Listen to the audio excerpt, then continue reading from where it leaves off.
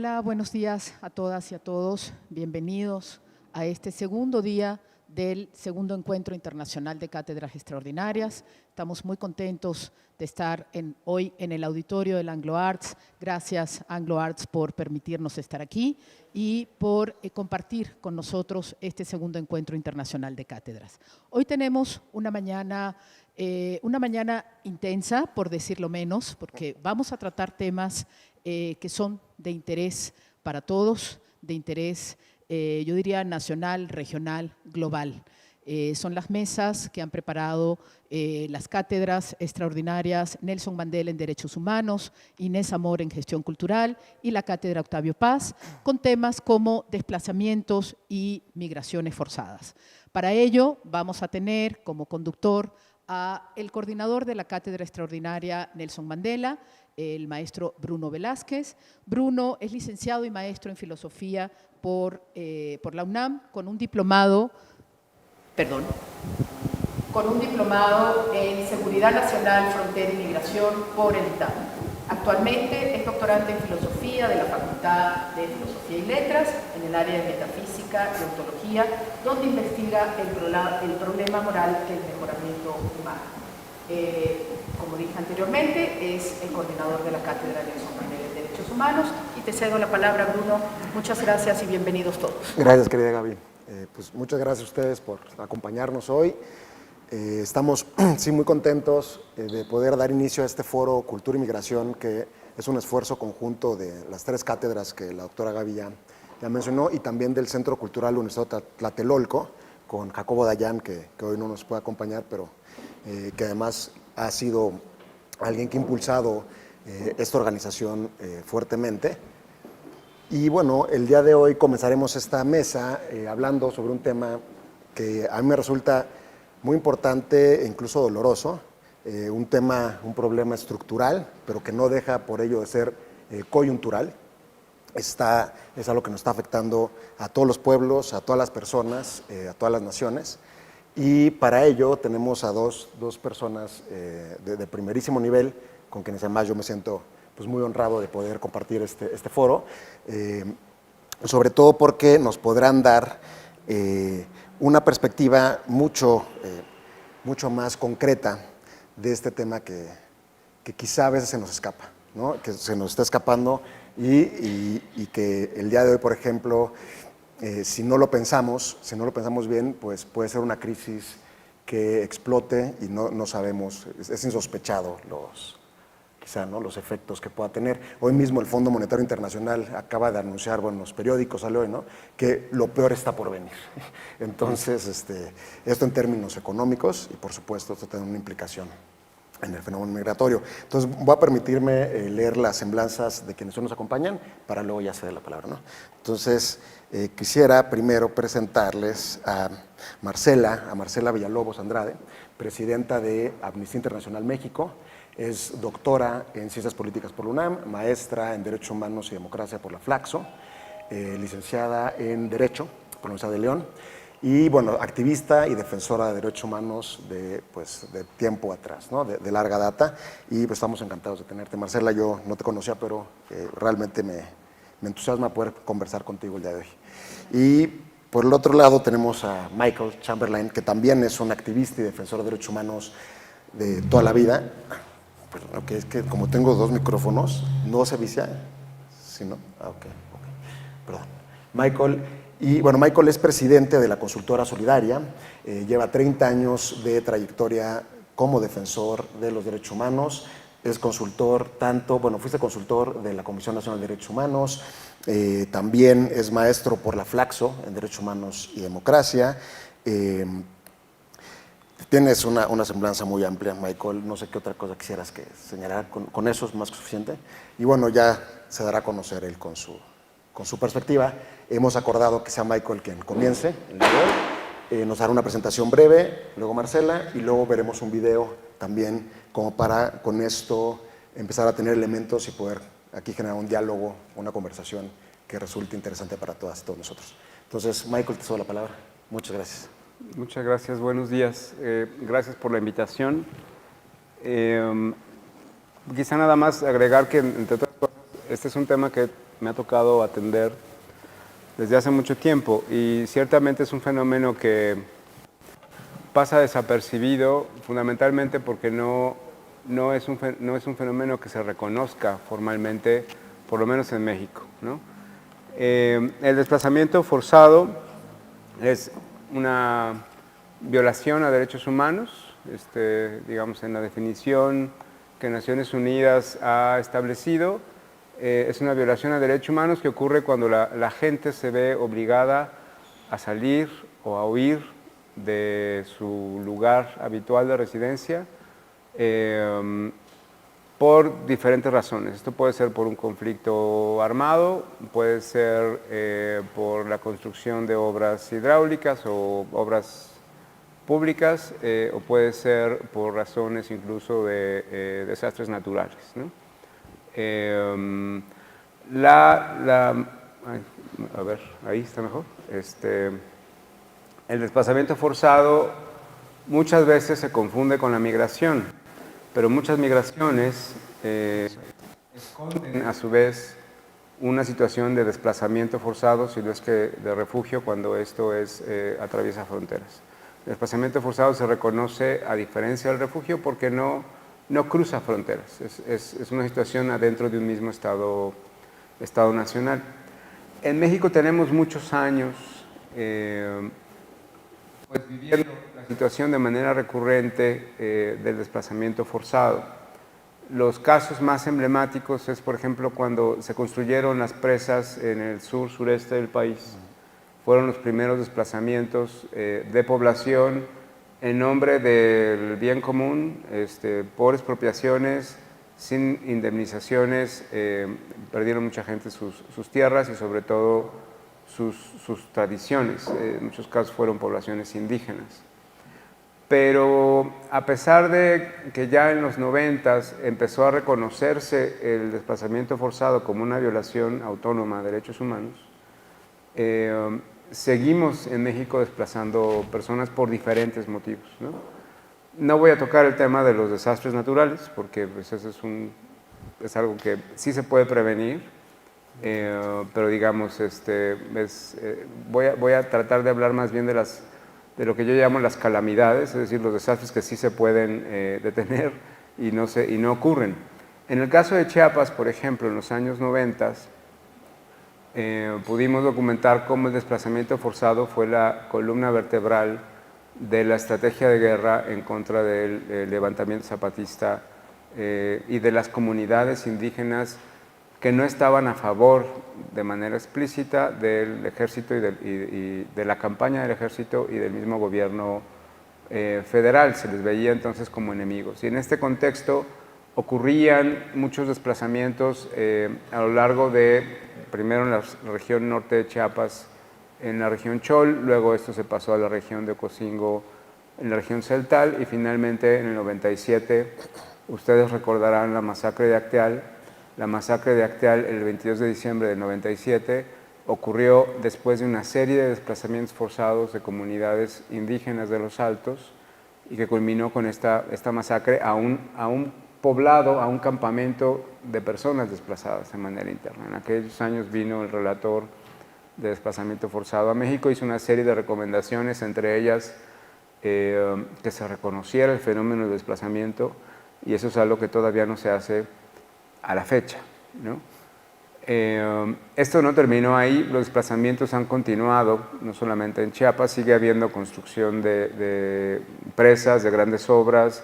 El último que yo recuerde, a lo mejor Marcela se acuerda de otro, pero el último desplazamiento forzado fue en la presa Pilares, en Los Álamos, Sonora, en el sur de Sonora, con la población guarijía, que justo sin consulta, teniendo un amparo en la mano, de cualquier manera fueron desplazados, inundadas sus tierras e inaugurada la obra por el presidente López Obrador. Hay además otro contexto de desplazamiento, porque estos son desplazamientos que pueden de alguna manera ser más evidentes, lo voy a decir así, porque son en grupo, ¿no? pero también hay desplazamientos forzados que se dan de manera, por goteo, digamos, ¿no? Y esto ha sido desde el conflicto, digamos, o desde la declaración de la guerra contra el narcotráfico por Felipe Calderón, inició un proceso, bueno, de violencia generalizada, y de eso quiero hablar un poco más adelante, pero también de un desplazamiento en la población que es prácticamente invisible, ¿no? Las familias se van de sus localidades, dejan sus posesiones, dejan su vida y tratan de establecerse en algún otro lugar. Algunas de ellas logran ir a los Estados Unidos, sobre todo en el norte del país, pero otras deciden trasladarse a otras partes. Y esta población es como digo, prácticamente invisible, aunque estamos rebasando cifras de 6 dígitos, ¿no? A la fecha, para dejarle la palabra a Marcela, a la fecha estamos todavía esperando que haya una legislación que nos permita saber exactamente, bueno, que nos permita tener un registro y por tanto saber cuál es el fenómeno real del desplazamiento forzado. Uno, para prevenirlo; dos, para sancionarlo cuando es provocado de manera deliberada; y tres, para atenderlo de manera adecuada a las víctimas de esto, ¿no? Empezaría con eso. Gracias, Michael. Te escuchamos, Marcela. Gracias. Bueno, gracias por la invitación también. La verdad es que es un gusto y un honor estar compartiendo con todas y todos ustedes. Y bueno, yo un poco también quiero hablar específicamente sobre los datos. Ya nos contaba Michael que existen diferentes causas por las cuales las personas se ven obligadas a desplazarse o como la palabra lo dice, pues es forzado su movimiento, su desplazamiento. Y en el mundo, yo creo que vamos a recordar el 2020 como el año de la pandemia, ¿no? Y a pesar de que fue el año de la pandemia y que nos pedían quedarnos en casa, hubo 80 millones de personas en el mundo que tuvieron que desplazarse. De estas, la mitad fue desplazamiento interno, es decir, en el propio país, y también de estos 80 millones, sí, desde Amnistía Internacional hemos documentado mucho lo que tiene que ver con cambio climático o crisis climática, porque de estos 80, 20 millones han sido por crisis climática y que sí es un tema que, si bien, como decía Michael, se puede prevenir, es un tema que urge revisar, atender, sobre todo posicionar, porque la crisis climática ya por los desastres naturales, por las lluvias, por las sequías, por varias situaciones que se ven, que afectan además a las personas más vulnerables en situación de pobreza en diferentes países, ¿no? Pues no hay que quitar, digamos, el dedo del renglón, ¿no?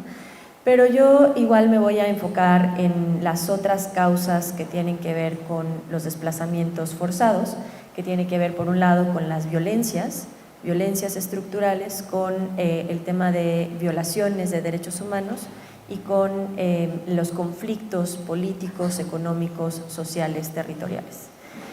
En México es muy difícil realmente conocer qué pasa porque no hay datos oficiales.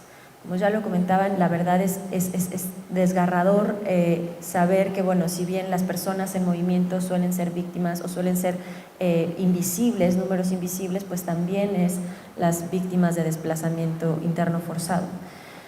La Comisión Mexicana de Derechos Humanos ha hecho, la verdad, un gran trabajo en documentar el desplazamiento interno forzado en México. Tienen varios informes que de verdad les invito a revisarlos, son muy interesantes. Y justamente documentaba pues varios casos de por qué las personas se desplazan, ¿no? Sobre todo en estados de nuestro país en donde más les ha afectado, por ejemplo, la violencia. La COMI señala que bueno, en el histórico de 2006 aproximadamente, que inicia la guerra contra el narcotráfico, al 2021 hay más de 326,000 personas desplazadas internas, y esto lo cuentan a partir de una metodología más bien de revisión hemerográfica más que información oficial, ¿no? Entonces, estas más de 300,000 personas que se han visto obligadas a dejar sus hogares, pues evidentemente también tienen consecuencias diferenciadas dependiendo de las personas, de dónde huyen las personas incluso, ¿no? Ya lo decían, bueno, dependiendo del lugar hay contextos específicos que tienen que ver con las violencias. Por ejemplo, en un albergue en Sonora se hablaba que el 80% de las personas que llegan ahí al albergue son provenientes de Guerrero y Michoacán. Entonces, ¿qué pasa, ¿no?, en Guerrero y Michoacán que obliga a las personas a abandonar sus hogares? Solo, igual como otro de los datos, la COMI menciona en sus estadísticas eventos, digamos, eventos en los cuales grupos de personas se ven obligadas a abandonar el espacio, ¿no? Y solo en 2021 la cifra se triplicó. O sea, estamos hablando ya de miles de personas que han abandonado sus estados, sus hogares, ¿no? Más de 28,000 personas en 2021, y que tiene que ver, con esta violencia, con esta estrategia absurda de militarización de la seguridad pública. Esta estrategia lo que trajo, porque no fue un reforzamiento tampoco del sistema judicial, ¿no? Ni la impunidad bajó. O sea, estamos en un país de 95% de impunidad y aún así vemos cómo la violencia sigue afectando de muchas maneras y obviamente esta es una de ellas, ¿no? En Guerrero y Michoacán lo que dicen las familias es que se ven obligadas a desplazarse porque los jóvenes, las personas, las juventudes, las adolescencias son víctimas de reclutamiento forzado cuando se trata de hombres jóvenes. Y cuando son mujeres puede haber un involucramiento o rapto por parte de grupos del crimen organizado en determinadas comunidades. Entonces, con el miedo incluso de que sus hijas, sus hijos se vean obligadas o sean víctimas de estas situaciones, pues se ven obligadas a abandonar. Y esta es muy diferente a lo que pasa, por ejemplo, en Chiapas, ¿no? En Chiapas existen conflictos, bueno, más allá de los paramilitares, también tiene que ver con pues los grupos o personas que se autoadscriben indígenas o pueblos originarios que evidentemente tienen otra relación, por ejemplo, temas territoriales, ¿no? El crimen organizado las ha obligado a desplazarse para ocupar sus territorios con el fin de trasiego de mercancías ilícitas, siembra de estupefacientes, entre otras cosas. Entonces, en este panorama, si vemos los diferentes estados, pues muchas de las personas se van al norte del país para solicitar asilo en Estados Unidos. Eso es muy común y aún así sabemos que pueden pasar años viviendo en la frontera esperando una respuesta por parte de estas solicitudes de asilo. Pero bueno, quiero como explicar un poco más sobre todo cómo afecta de manera diferenciada a diferentes grupos poblacionales. O sea, hablamos de familias, pero ¿quiénes integran las familias, no? O sea, son infancias, son adolescencias, son personas adultas mayores, son mujeres, es decir, vienen atravesando contextos de violencia que además todas las intersecciones les atraviesan pues de una manera diferenciada que hay que revisar, ¿no? Que hay que revisar por cómo, digo, sabemos que en este país las víctimas, la mayor cantidad de víctimas son hombres jóvenes, pero también las mujeres jóvenes, por el hecho de ser mujeres, pues se ven atravesadas por otro tipo de violencias, ¿no? Entonces, en este contexto, además de las familias, las personas indígenas pues también tienen un componente de intersección ahí que es importante revisar porque pues sabemos que históricamente estas opresiones estructurales o esta discriminación estructural también hace que estos movimientos pues no puedan ser pues incluso seguros o se ven en otro tipo de riesgos, ¿no? Otra de las causas, pues ya lo comentaba, ¿no?, que tiene que ver con las violaciones de derechos humanos y sobre todo las violaciones graves de derechos humanos, que son desapariciones forzadas, tortura o tratos crueles, inhumanos o degradantes, ejecuciones extrajudiciales. Y esto pues también, digo, desafortunadamente acabamos de ver como la cantidad de masacres en el país, que aunque el presidente diga que ya no hay, claro que hay, todo el tiempo hay masacres en nuestro país. Y eso también es importante visibilizarlo, porque al final las víctimas indirectas de estas violencias causadas o que siguen perpetuándose por esta estrategia de guerra o por esta estrategia de combate al crimen organizado, pues lo único que ha solucionado es que, no ha solucionado nada, al contrario, ¿no? Ha aumentado estas violencias en particular. Y otro grupo específico, además de las personas indígenas, tiene que ver con niñas, niños y adolescentes, ¿no? Porque las niñas, niños y adolescentes muchas veces desde sus casas, para evitar justamente el reclutamiento forzado, pues las consecuencias, digamos, son muy desafortunadas e incluso irreparables, porque no es solo el abandonar sus hogares o por pandemia y por violencias, dejar de estudiar. Lo veíamos ahora en Guerrero, ¿no? Con la masacre que hubo de 20 personas asesinadas,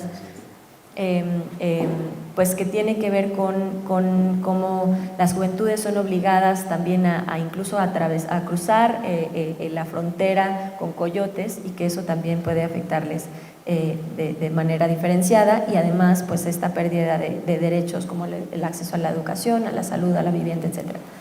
Y por último, bueno, probablemente lo podemos abordar más tarde, pero comentar pues qué falta, ¿no? O sea, qué falta por parte del Estado, porque no solo no hay datos oficiales, sino que la legislación es muy escueta. O sea, no existe, digamos, una legislación que pueda recuperar todo esto. O sea, apenas en 2019 hubo un reconocimiento del Estado de este problema, ¿no? Entonces, creo que ahí me quedaría y podemos seguir como con qué podemos hacer más adelante para las propuestas, digamos, desde sociedad civil. Gracias. Sí, pues que escuchándoles, yo ya venía un poco preparado. Como ustedes pueden ver, es desolador, incluso puede ser desesperanzador pensar estos temas, y sobre todo porque estamos pensando las causas. Hablamos de violencias, hablamos de cambio climático, pero si hacemos un ejercicio más riguroso de ir al origen, pues pareciera que la causa principal es el fracaso del Estado moderno liberal, ¿no? No hay Estado. Ustedes dos lo acaban de mencionar, el principal violador de los derechos humanos son los Estados. El Estado es quien viola los derechos humanos, quien no los garantiza.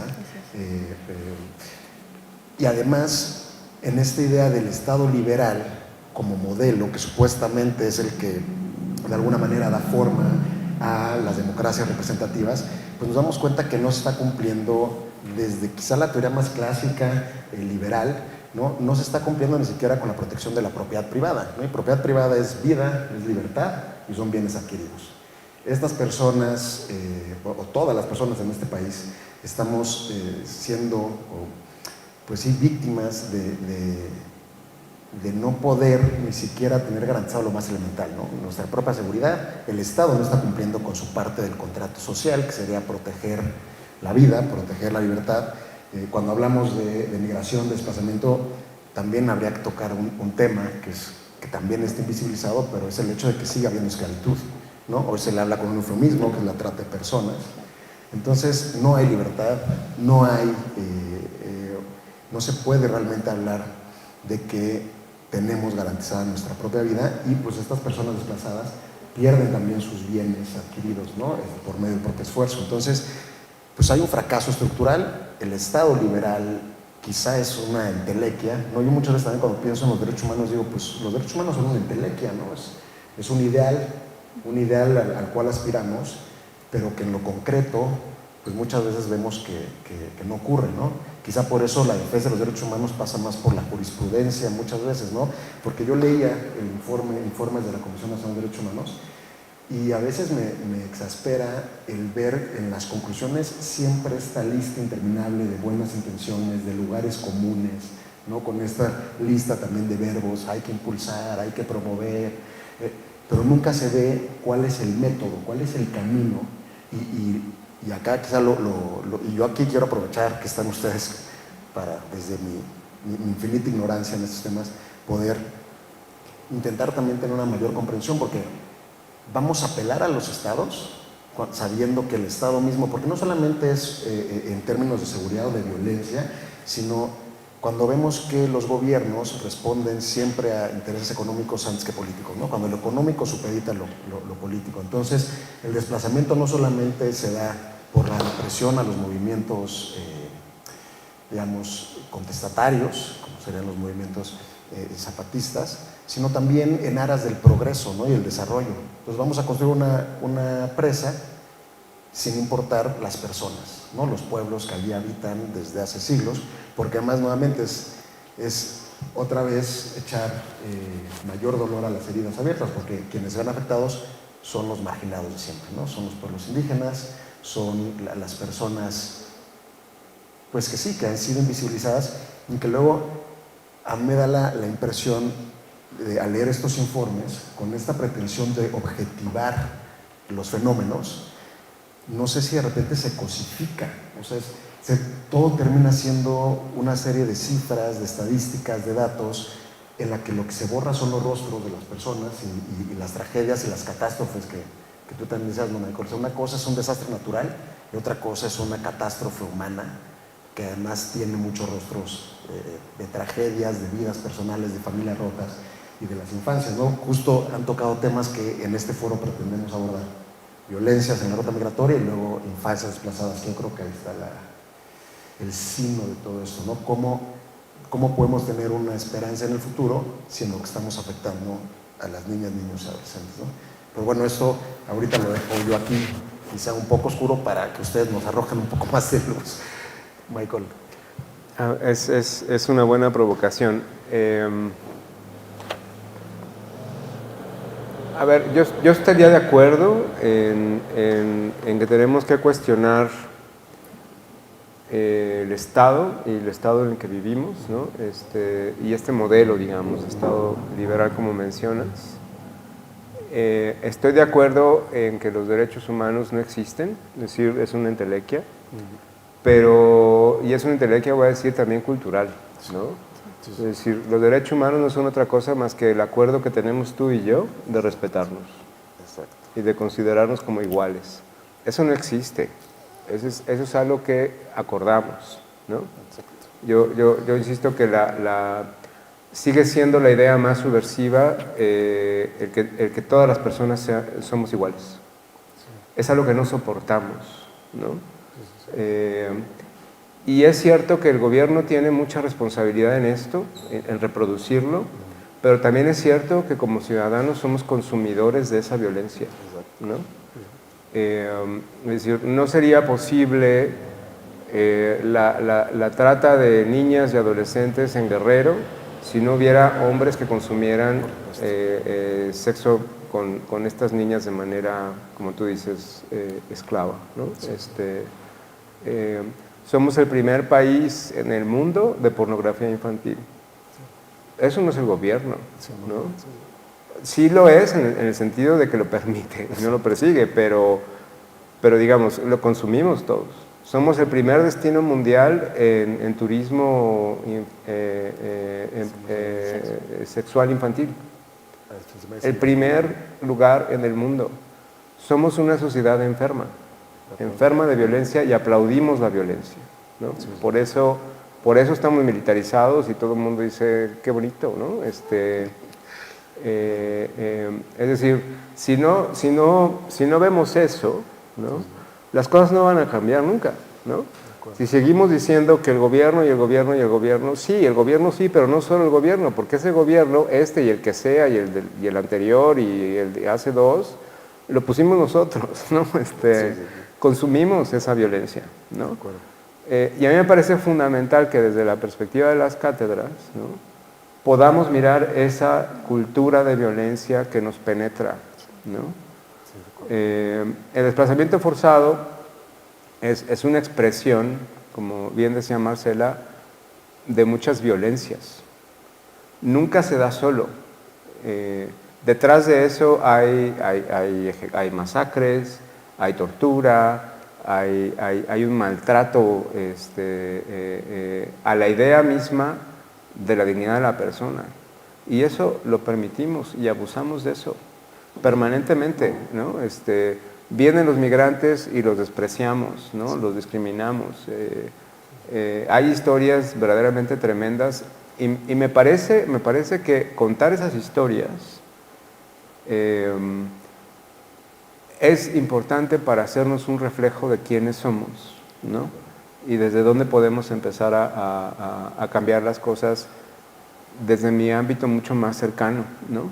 Con mis vecinos, en mi casa, en mi calle, en mi cuadra, ¿no? Ahí es donde empiezan los derechos humanos, ¿no? Yo quiero mostrar, si puedo, un video. Este video es el testimonio de unos niños, hoy ya son adultos, que fueron desplazados justo por la violencia en el contexto de la guerra contra el narcotráfico. Y hablan de cómo fue su experiencia, ¿no? Este video lo hicimos hace algunos años para el Comité de los Derechos del Niño de la ONU,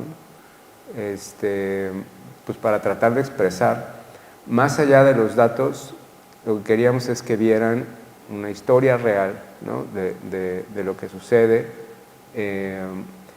y la importancia, digamos, de narrar estas vidas y lo que está detrás de los datos, digamos, propiamente, ¿no? Entonces, dura 5 minutos y luego lo comentamos. Sí. A menos que quieras... No, adelante. Entonces, si se puede correr el video, por favor. Muchas gracias. Yo soy Kimberly Dalia Ramírez Castañeda, tengo 17 años y mi papá es Ever Eusebio Ramírez Ramos. Yo tenía 8 años, pasa esto, entonces todo lo que teníamos, todos los recursos fueron hacia la búsqueda de mi papá. Entonces perdimos todo en un año. Era acostumbrarnos a eso, ¿no? Que ya no había carro, a que ya no había las comodidades de antes y que si queríamos pedir algo, un dulce, pues siempre era no, porque mamá no tenía dinero y sigue sin tenerlo, ¿no? Entonces, desde que desapareció mi papá, ya no volvimos a ese nivel de vida que teníamos antes y lo vemos muy difícil de parte de que el gobierno no apoya directamente a los jóvenes. Siempre nos ponen trabas para conseguir una beca. Tuvimos que vender todo para poder pagar abogados, para pagar investigadores y pues ahí nos dimos cuenta en realidad de la situación en la que estábamos y que ya no íbamos a tener la misma vida que antes. En lo personal yo bloqueé muchas cosas, no me acuerdo todo así cronológicamente qué pasó, pero estuvimos en todos lados, fuimos a la policía, estuvimos con los MPs y todos decían así como que está bien, te escuchamos, te entendemos. Entonces ya después no hacían nada.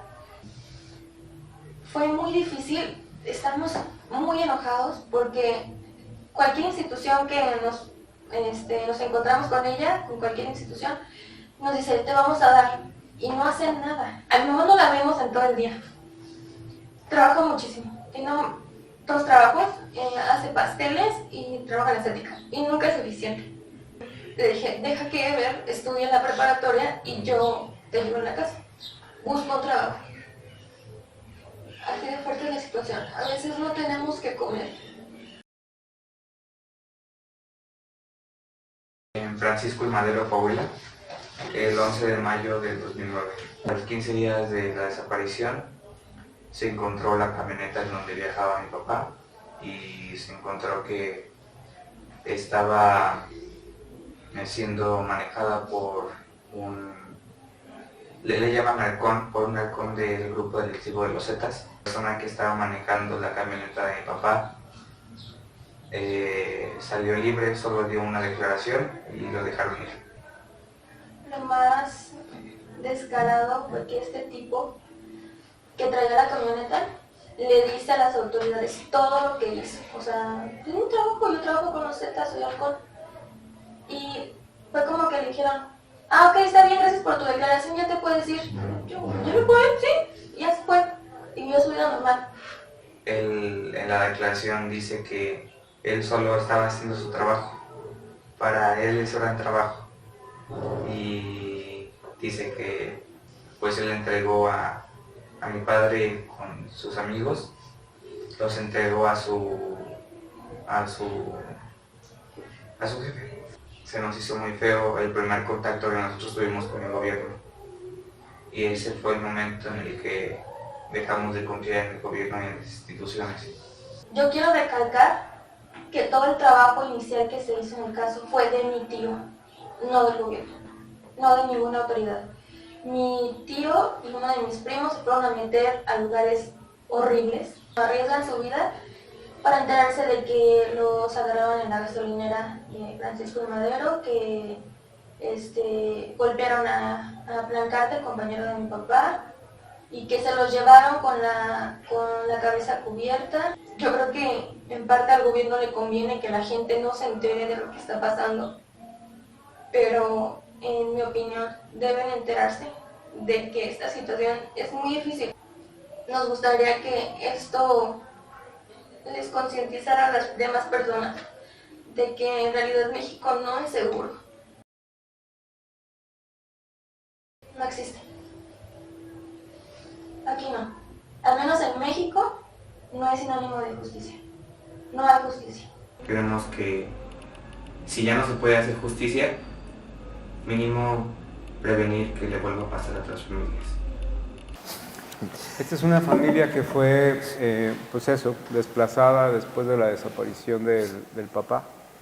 Y pues bueno, es todo lo que está detrás, ¿no? Lo que provoca, ¿no? Este niño, cuando tenía 13 años, su mayor ilusión era ser soldado para vengar la desaparición de su padre, ¿no? Ya superamos esa etapa. Pero, digamos, lo que quiero decir es, no solamente es el desplazamiento y ya, sino es todo esto que provoca la desesperanza, el enojo, el empobrecimiento, ¿no? Y todas estas violencias que siguen permeando por atrás, ¿no? Y cuando dice la justicia no existe, ¿no? O sea, no puede haber algo más desesperanzador que eso, ¿no? Que te lo diga además un niño, ¿no? Es terrible. Entonces, quería mostrarlo así porque yo también creo que la esperanza solamente se puede contar con poesía, ¿no? Solamente se puede narrar así. Y el arte y la cultura creo que tiene mucho que darnos para superar estas situaciones de desesperanza y de violencia, ¿no? Insisto, más allá de las cifras, de los datos, de lo frío de la información, ¿no?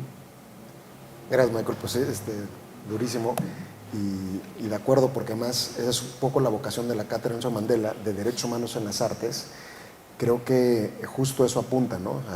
Y nosotros tenemos ahora un lema que es hacia la construcción poética de un mundo libre de violencias, porque sí, creo que muchas veces incluso el arte documental, el periodismo, que es también un arte en sí mismo, una técnica, una poiesis, ¿no? Significa, creo que sí puede ser quizás ese modo en el cual se visibiliza y se sensibiliza sobre este tipo de asuntos que son monstruosos, ¿no? Y ahí nos vamos a la etimología y lo monstruoso es lo que muestra, lo que nos muestra a nosotros mismos como seres humanos, aquellos rostros que queremos mantener ocultos, ¿no? Entonces, pues bueno, gracias por la entrevista testimonial, que más eso, ¿no? También es esa vía del testimonio, lo que quizá pueda ayudarnos a comprender la magnitud real, ¿no? Marcela, te escuchamos, por favor. Gracias. No, la verdad es que siempre es bien, pues mueve mucho escuchar testimonios, ¿no? Siempre hablamos de cifras y yo quiero también igual nombrar a dos personas que me parece que si no les ponemos cara, si no les nombramos, igual se pierden entre tanto, ¿no? Y son los profes María de Tránsito Piña y Javier Barajas. Ellos pues son originarios de Guanajuato, de Salvatierra, y bueno, su hija desapareció en 2019, me parece. Después fue hallada en una fosa clandestina, y también el terror incluso hasta en los cuerpos, ¿no?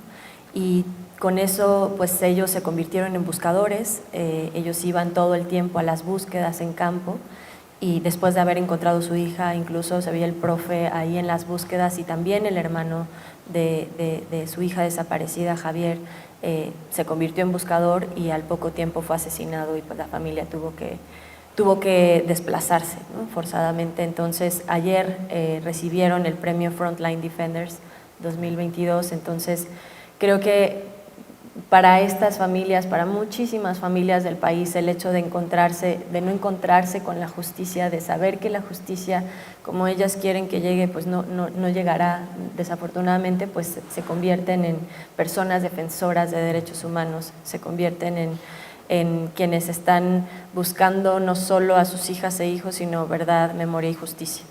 Y me parece como súper valiente y relevante que aún con todo lo que les atraviesa, con todas las consecuencias de haber perdido 2 hijos, los profes sigan siendo referente en la lucha por la defensa de los derechos humanos, ¿no? Y así como los profes, pues también hay muchísimas personas que se convirtieron en defensoras de derechos humanos por los hechos victimizantes en los que vivieron, se vieron atravesados, ¿no? Y un poco, o sea, reflexionando sobre lo que hablaban hace un momento, sobre lo que preguntabas, Bruno, me parece bien relevante, pues también sí considerar como todas estas violencias que se han normalizado, pero también seguir como sin quitar el dedo del renglón de la responsabilidad del Estado, de su obligación de garantizar, de promover, de proteger, porque estos miles de personas desplazadas pues sí pudieron tener mucho antes de verse obligadas a hacerlo una solución, digamos, a ese problema, ¿no? Planes reales que no solo nombren el problema, sino que puedan aportar soluciones a estos problemas, que sean estas medidas de reparación, de protección, de prevención, las que realmente les digan no necesitas cambiar tu vida para sobrevivir, porque realmente es a lo que lleva a las personas, la necesidad de sobrevivir lejos de un ambiente violento que les cambia la vida, ¿no?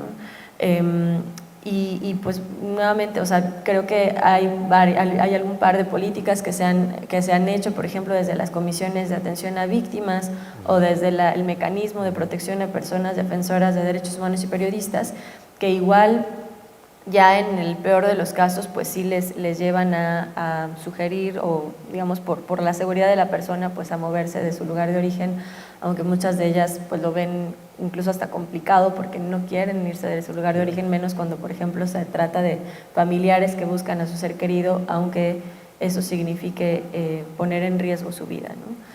Entonces, pues nada, como reiterar que estas voces son importantes, pero también el hecho de exigir, pues lo que ya hemos dicho, o sea, hace poco estuvo aquí la relatora de desplazamiento interno forzado, y entre las recomendaciones estaba eso, no solo reiterar lo que han dicho otros órganos o relatores de Naciones Unidas y del Sistema Interamericano de Derechos Humanos sobre abandonar la política de militarización de la seguridad pública, porque ya vimos que las causas son catastróficas, ¿no? Son terribles para la población, para las personas, ahora mismo Zacatecas también ya se ha convertido en un lugar en donde las personas se empiezan a desplazar por causas de violencia, ¿no? Y sí abordar, por ejemplo, entre las propuestas, pues es la vía judicial en temas específicamente de delitos, sobre todo cuando se trata de crimen organizado, y una política integral que atienda pues el fenómeno del desplazamiento interno forzado. Sí, híjole. Bueno, me quedo un poco con, no sé si ustedes lo notaron, pero estamos hablando de desplazamiento y terminamos hablando de justicia, ¿no? Entonces, y acá me quedo igual desde el horizonte un poco de la teoría política. O sea, estamos más cerca de Hobbes que de Locke y de Rousseau, ¿no? Y esta idea un poco de, claro, es que el Estado está desfondado, los gobiernos no responden más que una lógica electoral. Estas personas desplazadas, refugiadas, migrantes, al no tener propiedad privada, no tienen propiedad jurídica, no votan. No son sujetos de interés para ningún gobierno, para ninguna política pública, porque no les va a redituar en lo que les interesa a ellos, que es el poder. Por el poder, ¿no? Al cual se accede además por esta otra como especie de farsa, ¿no? Que es la democracia representativa electoral, que en realidad es una oligarquía, ¿no? Pero lo que me llama la atención, me resulta esperanzador, porque más estamos como en el horizonte de dos ilusiones, ¿no? Está la ilusión del Estado, que es una ilusión porque no está cumpliendo con su deber, pero también está la ilusión como esperanza, ¿no? Yo esto lo leí hace poco en un periódico, no es idea mía, pero el concepto de ilusión en estas dos acepciones.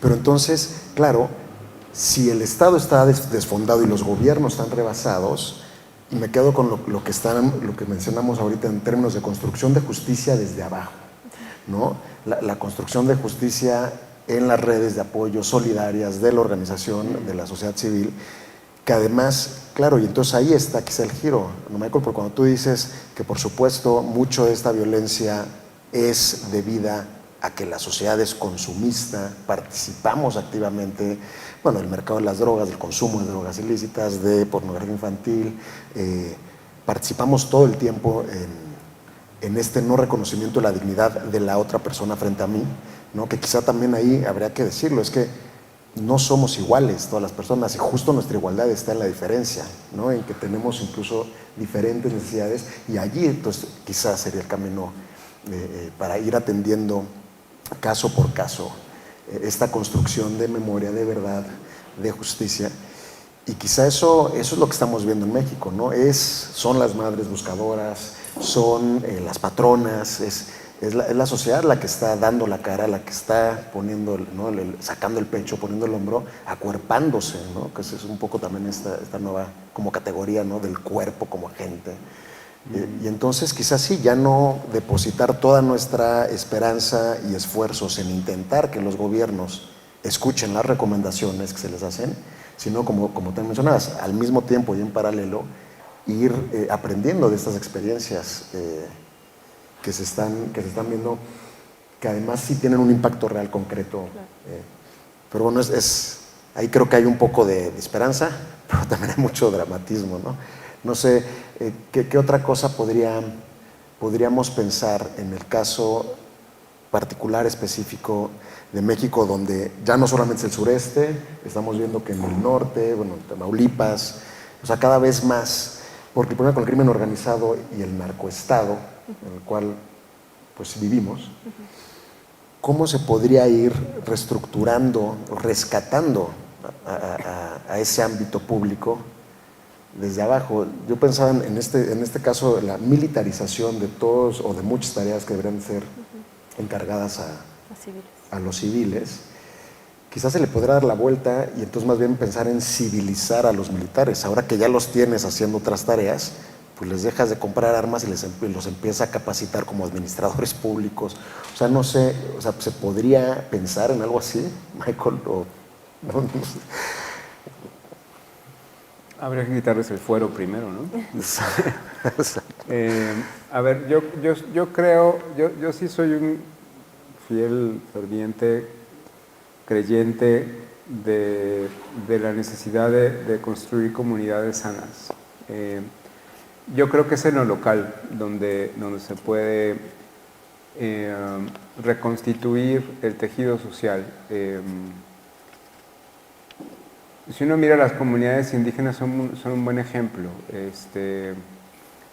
de ambas cosas, ¿no? De cómo se puede reconstruir el tejido social y cómo se puede destruir el tejido social, ¿no? Hay comunidades, hablaba yo el otro día, que han decidido en asamblea, es decir, con discusión de por medio, ¿no? Y una deliberación, la creación de guardianes, policías comunitarias que les protejan, ¿no? Y en muchos lugares funciona. Funciona porque rinden cuentas a una comunidad y a una asamblea, ¿no? En otros lugares esa misma idea se ha tergiversado, se ha corrompido y se han vuelto en muchos casos vigilantes, se han vuelto grupos paramilitares, algunos se han vinculado al narco, los han cooptado, ¿no? Porque ahí no hay rendición de cuentas, ¿no? ¿Cuál es el principal problema con el ejército? Pues que no rinde cuentas a nadie, ¿no? Y ese es el mejor escenario para la corrupción, ¿no? Entonces, ¿cómo se puede lograr esto? En el nivel local. Y en el nivel local generando solidaridad, ¿no?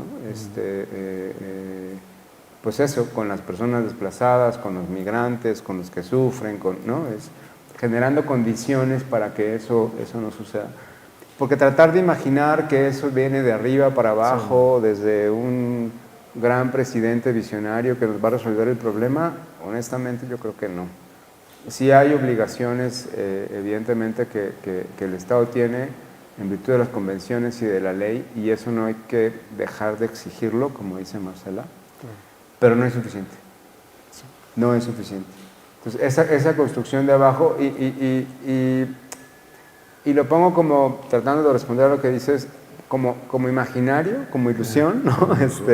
De cómo podemos funcionar como país, porque ahorita todo está centralizado, hasta la seguridad está centralizada, la educación, la salud, cualquier cosa está centralizada. Empecemos a descentralizar. A mí me dio mucha pena escuchar cómo aplaudían la creación de esta universidad lingüística en la Ciudad de México, que va a atender a una población de 15 millones de personas. ¿Por qué no dejan que cada pueblo tenga su universidad? No, ¿por qué? Hay que centralizarlo todo, ¿no? Y damos una universidad casi como filantropía, ¿no? ¿Por qué se va a atender de la misma manera, culturalmente hablando, en Chiapas que en Guerrero, ¿no? Hablando de la educación, ¿no? Es decir, descentralicemos y construyamos comunidades fuertes desde lo local que tomen decisiones sobre su futuro, sobre lo que les conviene, sobre su seguridad, sobre su educación, sobre su salud, sobre sus propios recursos, ¿no? Y dejemos de expropiárselo por una serie de iluminados que, como tú dices, van y se presentan en elecciones recurrentes, ¿no? Sí, y es como como neocolonialismo, ¿no? Es el colonialismo interno, pero entonces sí, la apuesta quizás está en eso, no vernos como iguales, sino como diferentes, y apostar a la diversidad. Y acá, o sea, desde la perspectiva de un organismo internacional, como Amnistía Internacional, y desde la idea que tiene Michael, que más comparto, ¿no? Es un poco esta idea como rizomática, hay que construir refugios, ¿no? Y que sean refugios no políticas arbóreas, verticales, sino más bien horizontales, donde no haya un solo núcleo, sino muchos nodos, ¿no? Que se interconecten. Se ve factible en el término del concierto de las naciones y de los distintos intereses, pero estamos viendo una Europa fracturada ahorita, ¿no?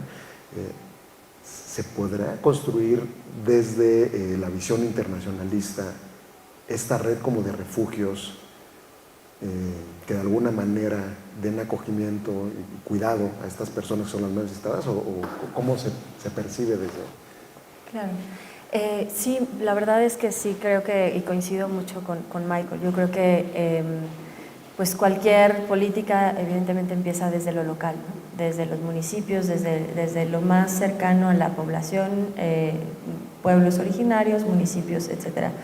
Y sí, claro, yo creo que ninguna organización internacional tendríamos que pensar como que desde acá tenemos como la verdad absoluta para llegar a un lugar y tratar de hacerlo. Simplemente yo creo que es nuestro papel como estar todo el tiempo poniendo sobre la mesa que se respeten los derechos humanos, ¿no?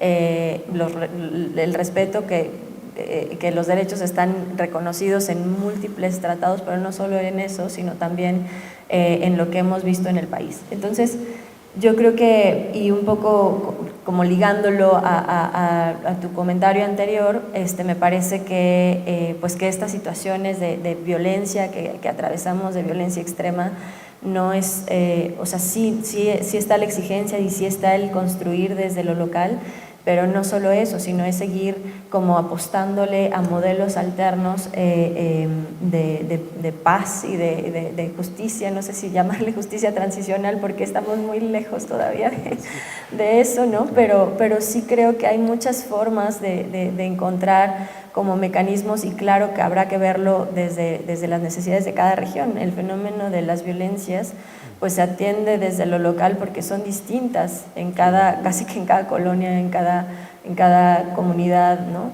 Entonces, pues el hecho de apostarle a eso, de darle la responsabilidad también que tienen los alcaldes, pues es bien importante, y porque claro, tanto presidentes municipales como gobernadores van a decir todo el tiempo sí, que traigan más militares, porque esta idea de como si fuera la única solución, el uso de la fuerza, más armas, como si estuviéramos en guerra, porque hasta el hecho de guerra contra el narcotráfico y no estamos en guerra. O sea, si se va a hablar, que se hable de un conflicto armado interno, no internacional, y reconozcamos que existe eso, ¿no?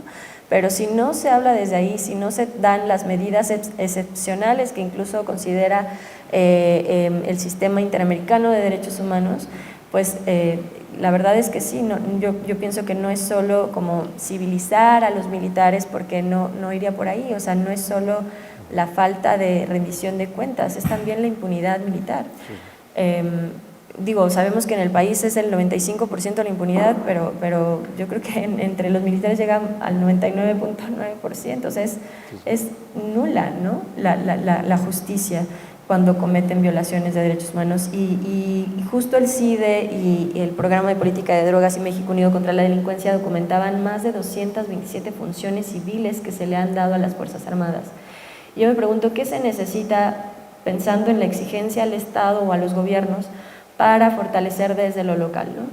Evidentemente no es solo, o sea, no es solo que desde nosotras también hagamos nuestra parte, pero sí la responsabilidad del Estado otra vez, y tiene que ver obviamente también con recursos.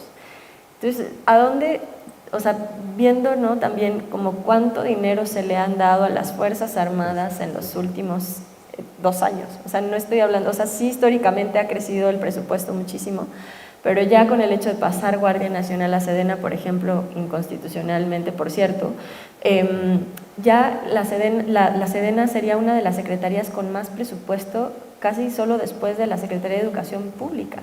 O sea, miles de millones de pesos al año, que se traducen. El otro día estuve en una charla que nos decían es como 5,000 pesos cada segundo se gastarían en las Fuerzas Armadas. O sea, 5,000 pesos al segundo. O sea, si hablamos de construir desde lo local, ¿qué podríamos hacer con 5,000 pesos al segundo, no?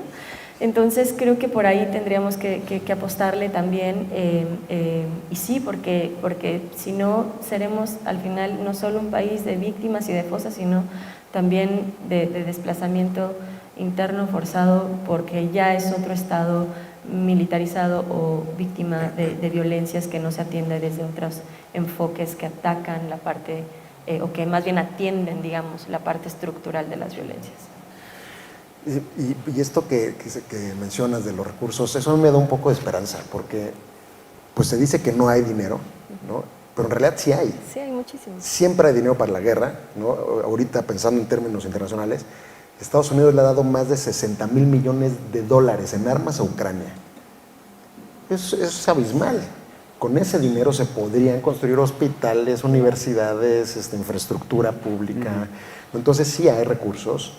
No hay voluntad política, no hay unidad de humanidad ya. Eso también, ¿no? La humanidad como proyecto ilustrado, pues también es como un fracaso, no hay ciudadanía mundial, pero pareciese que podría ser posible, ¿no? Entonces, digo, no sé, yo quisiera quedarme un poco con esa idea de que, sabiendo que hay recursos y que lo que simplemente falta es sensibilización, imaginación y voluntad, quizá se pueda sí pensar en este otro mundo posible, donde además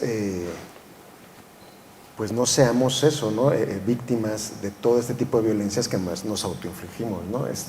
No sé si les parezca, pero pensaba que quizá podríamos abrir hacia el público, si tienen algún interés, alguna pregunta, aprovechar que tenemos estas dos personas expertas, y quizá para darle un cierre a nuestro conversatorio. Estamos perfectamente en tiempo para escucharles. Si ¿no? ¿Alguna intervención? ¿No? ¿Nada? Michael, Bueno, nada más mencionar que hace falta visibilizar a las personas desplazadas. Sí. En Chiapas se calcula ahora 14,000, que es casi el doble de las que hubo durante el conflicto armado con el EZLN, ¿no? Y eso sigue sucediendo, ¿no? Sí. En Guerrero sigue habiendo comunidades desplazadas por el narco también, ¿no? En la Ciudad de México tenemos una enorme comunidad de personas desplazadas, muchas de ellas son periodistas. Los periodistas desplazados de los estados vienen y se concentran aquí, ¿no? y no son ni vistas ni atendidas en las consecuencias que viven. Hablaba Marcela del mecanismo de protección. A veces lo que termina haciendo el Estado es haciéndole el trabajo a los que quieren desplazar, poniendo los recursos para que la gente se desplace, ¿no? Cuando hablamos de defensores de derechos humanos y de periodistas, justo la respuesta es cómo hacemos para que no tengan que desplazarse, ¿no? Y el Estado lo que hace es desplazarlos. Y una vez que están desplazados en la Ciudad de México dice, pues ya no tienes riesgo, ¿no? Ya ahí te ves, ¿no? En muchos de los casos, ¿no? Entonces, mientras no haya una ley, hoy se está exigiendo una ley de desplazamiento forzado interno, está durmiendo el sueño de los justos en la Cámara de Diputados, una propuesta que nomás no sale, no va a la Cámara de Senadores, no se va a prevenir, no se va a sancionar, no se va a atender las consecuencias del desplazamiento forzado y sobre todo vamos a seguir sin saber cuántos son. La relatora dijo que se haga un registro, ¿no? Uno ve los reportes del ACNUR y te dicen en tal país tanto, en tal país tanto, en tal país tanto. Llegas a México y dice, pues se calcula que más o menos, ¿no? O sea, no hay manera de saber. Y sí, lo que hace la Comisión Mexicana es grandioso, porque es la única que intenta tener una idea de qué estamos hablando. Pero tiene que haber registros oficiales de eso, porque si no, ¿cómo atiendes el problema, ¿no? Entonces, creo que también desde la sociedad civil podemos, como lo hace la Comisión Mexicana, como lo hace Marcela, ayudar a visibilizar esta problemática, porque si no, no se va a atender. Gracias, Marcela, ¿tú quisieras cerrar? Claro. Sí. Gracias. Muchas gracias. Gracias por la conversación y por compartir esta perspectiva brutal. Y bueno, ya lo había sido un poco abierto sobre cómo está el entorno internacional, pero pienso si hay experiencias de otros países, a lo mejor en momentos de desplazamientos masivos, en otros momentos de la historia, de cómo la sociedad civil se ha podido involucrar de manera eficiente. Por supuesto, en la labor de visibilización que hacen las organizaciones es muy importante, pero después hay un sentimiento importante de impotencia, ¿no? De no saber realmente cómo intervenir, hasta dónde. Hay temor, porque no sabes si estás asumiendo un riesgo al acercarte a migrantes. En fin, hay muchísimos prejuicios, me parece. Y no sé si han podido ver desde sus diferentes ventanas experiencias internacionales interesantes de involucramiento de la sociedad civil en apoyar, ¿no? De una manera más real. Gracias. Sí, y de hecho justo iba por ahí mi comentario de cierre y gracias por la pregunta, porque creo que cuando hablamos de estos temas siempre como que se nos estruja el corazón y decimos, ¿y ahora qué? ¿O qué podemos hacer? ¿Y qué sigue? ¿No? Porque sí son temas muy difíciles y complicados, pero sí creo que hay esperanza, por supuesto, ¿no? Si no, yo creo que no estaríamos aquí. Y sí hay, pienso en México, por ejemplo, en los albergues, ¿no? Los albergues que se han hecho desde sociedad civil, no solo para personas en situación de, personas en movimiento, ¿no? Migrantes, refugiados, solicitantes de asilo, sino también para las familias que han sido víctimas de desplazamiento. Y creo que apoyando como a los albergues, visibilizando el trabajo de organizaciones como la COMI, hablando del problema también, entiendo que van a tener más adelante el conversatorio sobre migrantes, entonces creo que el hecho de desestigmatizar siempre es un tema bien sensible, ¿no? Por estos prejuicios que mencionas en nuestras redes sociales desde Amnistía Internacional. México, cada que presentamos algún tema sobre migrantes es el tema que más opiniones negativas tiene. Es impresionante, o sea, esta idea de que vienen a robar trabajos, o sea, como todo un estigma y criminalización en torno a las personas en movimiento. Yo creo que nos toca eso, nos toca romper esos estigmas, hablar del problema. Y yo me atrevería a decir, bueno, sigamos como exigiendo al menos un diagnóstico básico, información oficial clara para saber por dónde empezamos, ¿no? Por dónde se puede atender las problemáticas dependiendo de los estados Y sí, les invitaría a sumarse, si pueden aportar algo, a albergues, ¿no? A otras organizaciones que de verdad yo creo que siempre se necesita, y eso, seguir como siendo portavoces de que está esta situación, pero también hay formas de cambiar no solo la manera de ver las cosas, sino también de exigir pues, la dignidad para todas las personas y un trato igual. Michael, yo me quedé sin micrófono, pero gracias. Bueno, incluso ahorita nada más, como también ya cerrando un poco, quisiera invitarles, está por inaugurarse la Bienal Internacional del Cartel en México, donde Amnistía Internacional y la Cátedra Nelson Mandela y el Programa Universitario de Derechos Humanos patrocinamos la categoría C, que es por el derecho a migrar, ¿no? El movimiento y permanencia. La colección está muy bonita y quizá también está por ahí, ¿no? Ir generando, poniendo en el debate público esta idea del derecho a migrar, porque más se nos olvida que somos una especie migrante, ¿no? El Homo sapiens, ¿no? Ha migrado desde siempre y ahora resulta que es más fácil que una mercancía atraviese fronteras que una persona, ¿no? Entonces, pues bueno, está esa invitación. Yo quisiera agradecerles, la verdad es que estoy encantado, salgo muy, muy enriquecido y sí, sobre todo agradecido con ustedes por estar acá, por darle voz a los que no tienen voz, por hacernos ver todo este panorama y al mismo tiempo dejarnos para reflexionar muchos otros temas que continuaremos el día de hoy y el día de mañana pensando el problema de la migración desde la perspectiva de las infancias y desde la perspectiva de las violencias. Entonces les agradecemos también a ustedes que nos acompañaron, pues para ustedes fue pensado este foro. Gracias a Anglo Arts, gracias a la unidad académica, a la Coordinación de Difusión Cultural UNAM, y pues si no tienen más que agregar, pues aquí nos despedimos. Muchas gracias.